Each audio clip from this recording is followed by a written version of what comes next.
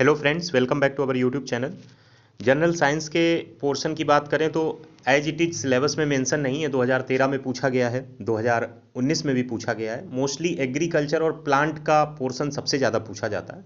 थोड़ा बहुत science field का भी पूछ लिया जाता है। पिछले साल 2019 में 3 क्वेश्चन थे जो मेनली एग्रीकल्चर फील्ड या क्रॉप से रिलेटेड थे। हमने यहाँ पे क्वेश्चन उसी को ध्यान में रखते हुए शामिल किए हैं। जो भी क्वेश्चन आपके सामने हैं वो कम से कम आपको जनरल साइंस सेक्शन के क्वेश्चन से लड़ने, जूझने और सही ऑप्शन सिलेक्ट करने की ताकत तो दे ही देगा। आइए शुरू करते हैं। Temperature requirement for blooming in the rice ranges between. Blooming का मतलब जो फटता है वो पौधा राइस से, जिससे वो निकलता है चावल से, उसके लिए क्या टेम्परेचर रेंज होनी चाहिए। तो डायरेक्टली 26.5 से 29.5 याद रखिए, 26.5 से 29.5 डिग्री सेंटीग्रेड ये टेम्परेचर रहना चाहिए। और कटाई के समय अगर टेम्परेचर पूछा जाए तो वो 20 से 22 डिग्री सेंटीग्रेड रहेगा। 20 से 22 degree centigrade at the time कटाई के टाइम पे। और ब्लूमिंग के लिए 26.5 से 29.5 डिग्री सेंटीग्रेड। अगला क्वेश्चन है, which of the following makes recommendation regarding fixing of minimum support price of crops. Minimum support price MSP crops के लिए कौन रिकमेंड करता है कि फिक्स कर दो, इतनी एमएसपी रहेगी, इससे कम नहीं रहेगी। NABARD, ICAR, Indian agriculture research institute या फिर commission for agriculture cost and prices. तो commission for agriculture cost and prices ये करंट अफेयर्स के पॉइंट ऑफ व्यू से तो इंपॉर्टेंट है ही। और अगर पूछा जाए नंबर ऑफ क्रॉप्स एमएसपी के तहत कितनी डिसाइड की गई, 23 जो यूकेपीएससी में भी आया था, यहाँ पर ये पूछा गया है कि कौन फिक्स करता है एमएसपी क्रॉप्स के लिए। तो उसका करेक्ट ऑप्शन है commission for agriculture cost and prices. तो करेक्ट ऑप्शन लास्ट पार्ट होगा। अगले क्वेश्चन की तरफ मूव करते हैं। अगला क्वेश्चन है, खरीफ क्रॉप्स आर हार्वेस्टेड इन। ये जनरल क्वेश्चन है, ये गलत ना हो इसके लिए कुछ चीज़ें याद रखिए। जब खरीफ क्रॉप काटी जाती है, हार्वेस्टेड का मतलब कब काटी जाती है, तो सितंबर अक्टूबर में काटी जाती है। इसी समय रबी क्रॉप बोई जाती है। रबी क्रॉप इसी समय बोई जाती है, अक्टूबर नवंबर में बोई जाती है। तो इस तरीके से आप याद रख सकते हैं।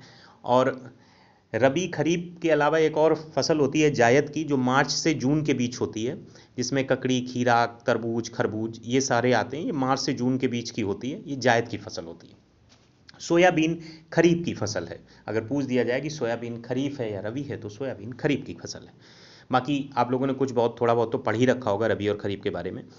अगला क्वेश्चन है, arboriculture is related to vegetable farming, fish farming, tea farming, grapes farming. Arboriculture tree farming से रिलेटेड है। ग्रेप्स फार्मिंग को विटीकल्चर कहते हैं और ओलेरी कल्चर बोलते हैं वेजिटेबल फार्मिंग को। फिश फार्मिंग को क्या बोलते हैं ये आप देख लीजिएगा, मन करे तो कमेंट बॉक्स में भी बता दीजिएगा। तो करेक्ट ऑप्शन और आर्बोरी कल्चर को अगर पूछा जाए तो that is related to tree farming. Let's move to the next question. Which crop is considered kharif crop in north and rabi crop in south India. ये क्वेश्चन मैंने करंट अफेयर्स के दौरान भी कराया था। तो वो तिल है, गांव में तिली भी बोलते हैं इसको। इसको इंग्लिश में सीसामम बोलते हैं। तो ये खरीफ क्रॉप नॉर्थ इंडिया में बोला जाता है इसको, रबी क्रॉप साउथ इंडिया में, मतलब उस ड्यूरेशन में इसको तैयार किया जाता है। Let's move to the next question. अगला question, in how many district of UP herbal gardens has been established. Herbal gardens कितने डिस्ट्रिक्ट ऑफ यूपी में, करंट का क्वेश्चन है बट जनरल साइंस का कैटेगरी में मैंने रख दिया है। हर्बल गार्डन कितने डिस्ट्रिक्ट में है, 20, 28, 18, 24। तो 18 डिस्ट्रिक्ट में, बांदा वगैरह साइड के डिस्ट्रिक्ट को कवर करते हुए किया गया। तो 18 डिस्ट्रिक्ट इसका करेक्ट ऑप्शन है। Which state is the highest producer of soybean in India. ये क्वेश्चन है, उत्तर प्रदेश, मध्य प्रदेश, महाराष्ट्र या फिर हरियाणा। मध्य प्रदेश लीडिंग में है, अराउंड 45% सोयाबीन मध्य प्रदेश में है, जबकि महाराष्ट्र सेकेंड नंबर पे है, अराउंड 40% सोयाबीन महाराष्ट्र से है। अगर लार्जेस्ट प्रोड्यूसर इन वर्ल्ड की बात करो तो यूएसए नंबर 1 पर है और नंबर 2 पे ब्राज़ील है। नंबर 2 पे ब्राज़ील है। तो सोयाबीन फेवरेट रहा है यूपीपीएससी का, तो इस वजह से हमने ये क्वेश्चन डाल दिया। तो Madhya Pradesh is the correct option for the given question. Let's move further. अगला क्वेश्चन है, Indian institute of soybean research is located in this. It is located in Madhya Pradesh, Indian institute of soybean research. अगला question है, environment impact assessment in India, इसको EIA भी बोलते हैं, statutorily backed by which of the following acts. किस acts के तहत इसे सांविधिक निकाय के तौर पे मतलब सपोर्ट किया जाता है। The water prevention and control of pollution act, the air act, the environment protection act या फिर नन ऑफ द अबव। तो द एनवायरमेंट प्रोटेक्शन एक्ट के तहत एनवायरमेंट इम्पैक्ट असेसमेंट को प्रोटेक्ट किया जाता है। Let's move further. Which of the following are the rabi crops? Maize and rice, arhar and soybean, wheat and barley, ragi and groundnut. Wheat and barley ये rabi crops हैं, बाकी सारी आपकी खरीफ क्रॉप्स हैं।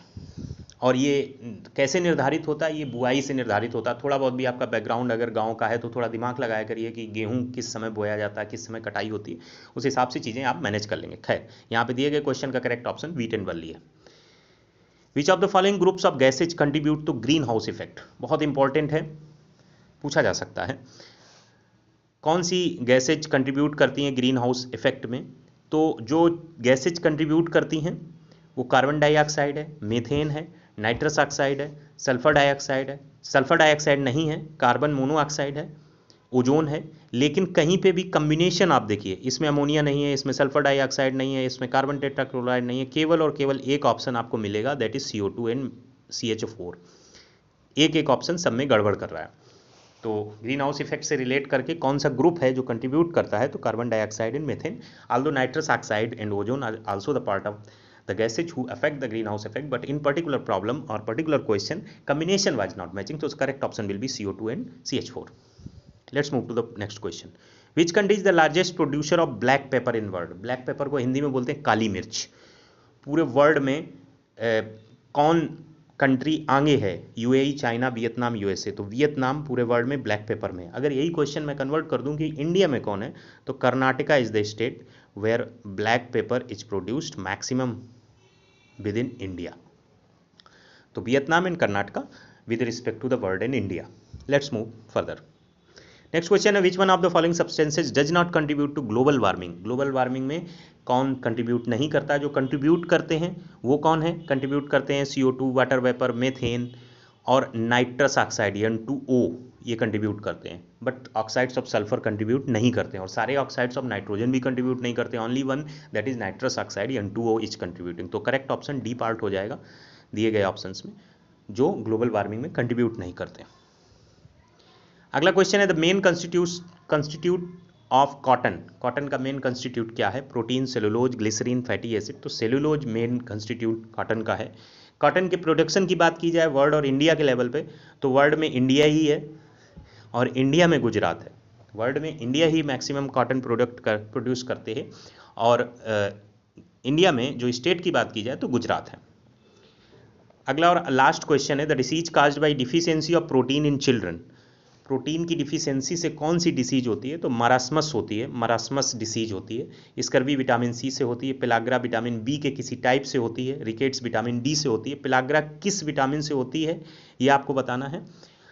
विटामिन बी के जो प्रकार और उनकी डिसीजेज हैं ये बहुत इंपॉर्टेंट है और किसी भी एग्जाम में पूछे जा सकते हैं। जनरल साइंस के क्वेश्चन बनाने में विटामिन के क्वेश्चन डालने में बहुत आसानी भी होती है और बहुधा डाल दिए जाते हैं। तो हमने यहाँ पे इनके साइंटिफिक नेम रख दिए हैं। पिलाग्रा किस विटामिन से होता है ये आपको कमेंट बॉक्स में बताना है। थाइमीन को B1 बोलते हैं, riboflavin B2, niacin B3, pantothenic acid B5, pyridoxine B6, biotin B7, folic acid B9 and cyanocobalamin B12।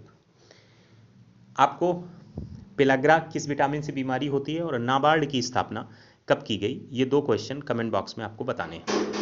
तो आपके सामने हम लाए जनरल साइंस से related question. Thanks for watching.